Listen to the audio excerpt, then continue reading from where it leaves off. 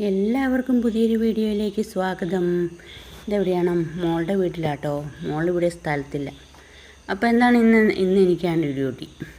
അപ്പോൾ അതിനായിട്ട് നമ്മുടെ വീട്ടിലെങ്ങനെയാണോ അതുപോലെ രാവിലെ ഏറ്റു കുളിച്ചു.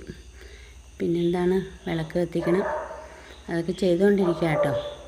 അപ്പോൾ ആർക്കും ഒരു തടസ്സം ഉണ്ടാകണ്ടെന്നോർത്തുകൊണ്ട് ഞാൻ വോയിസൊക്കെ പിന്നീടാണ് കൊടുക്കണത്.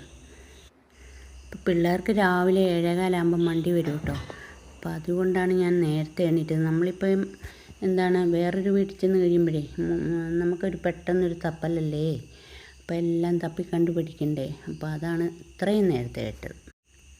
അപ്പോൾ ഇത്തിരി ഓരോന്നായിട്ട് ചെയ്യുക കേട്ടോ. പയ്യെ വേണം ചെയ്യാൻ. ഒച്ച കേട്ടാൽ എണീറ്റ് വരും. അതുകൊണ്ട് പയ്യെ വേണം ചെയ്യാൻ. മോളില്ലാതെ ഞാനിവിടെ അങ്ങനെ വന്ന് നിൽക്കാറില്ല കേട്ടോ. എപ്പോഴും അവളുണ്ടല്ലോ. അവളുള്ളപ്പോൾ അവൾ രാവിലെ ആയിട്ടെല്ലാം ചെയ്തിട്ടേ പോവുള്ളൂ കേട്ടോ. അപ്പോൾ തലേദിവസം ഞാൻ അതുങ്ങളുടെ പാത്രമൊക്കെ കഴുകി വെച്ചതാണ്. ചുറ്റുപാത്രമൊക്കെ കുറേ പാത്രങ്ങളിലോട്ട്, പണ്ടത്തെ പോലെയല്ല കേട്ടോ അല്ലേ. അപ്പം നമ്മളൊക്കെ എങ്ങനെയായിരുന്നു, ഒരു ഇല കാണുമല്ലേ, അതിനകത്ത് കൊണ്ടുപോയിക്കൊണ്ടിരുന്നത്. അതൊരു വേറൊരു സ്വാദ് അല്ലേ. അപ്പം ഞാൻ കഴുകി വെച്ചതാണ് തലേദിവസം എല്ലാം കഴുകി വെച്ചത്. എന്നാലും എന്താണെന്നറിയോ, പാറ്റയും പല്ലിയൊക്കെ ഉള്ളതല്ലേ. അപ്പോൾ ഒന്നുകൂടെ കഴുകി വെക്കാമെന്ന് വെച്ചു. കുറേ പാത്രം രണ്ടുപേരുടെയും കൂടെ പാത്രം മാറിപ്പോകുമെന്നൊക്കെ എനിക്കൊരു പേടിയുണ്ട് കേട്ടോ.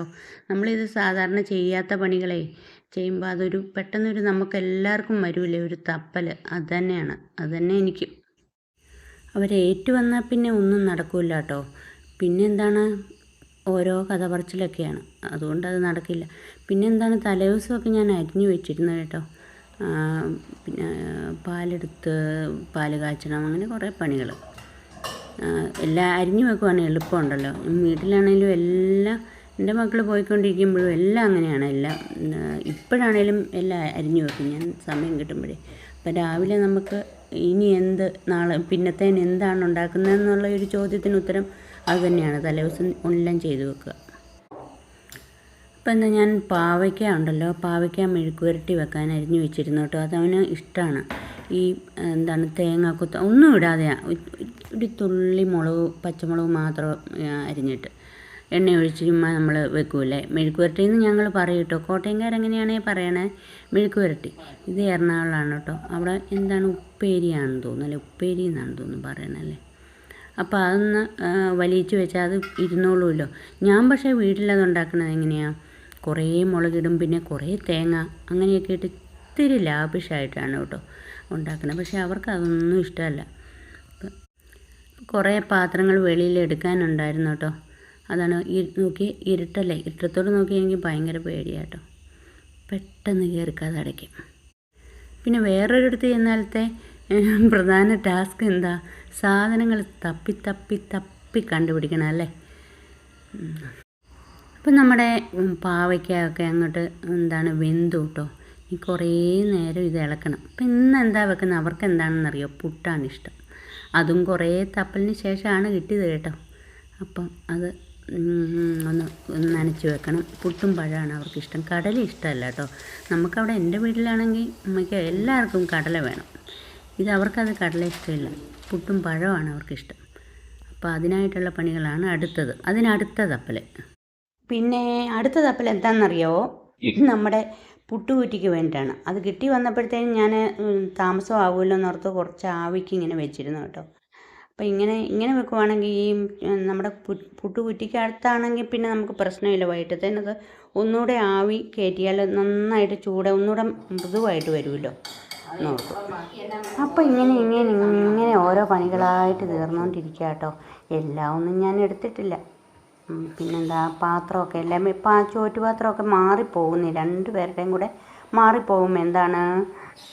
ടിഫിൻ കൊണ്ടുപോകാനൊരു പാത്രം, പിന്നെ സ്നാക്സ്, അങ്ങനെയൊക്കെ എല്ലാം കഴിഞ്ഞപ്പോഴത്തേനും കുളിച്ച് വന്നു കേട്ടോ മോളൂട്ടി. പിന്നെ അവളുടെ വീതം കുറേ ഡയലോഗുകൾ കേട്ടോ.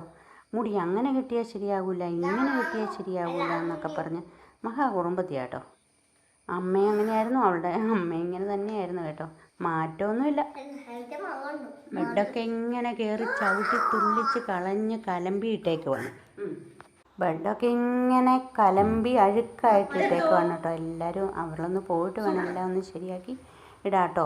ഇനി എല്ലാം കഴിഞ്ഞ് അവസാനം മിനുക്ക് പണിയായി അവളെ കൊണ്ടുപോയി നമ്മുടെ കണ്ണാടിയുടെ പിന്നെ നിർത്തിയാലേ അവൾക്കൊരു സമാധാനമാവുള്ളൂ. പിന്നെ അടുത്ത യുദ്ധം നമ്മുടെ ഭക്ഷണത്തിനോടാണ് കേട്ടോ.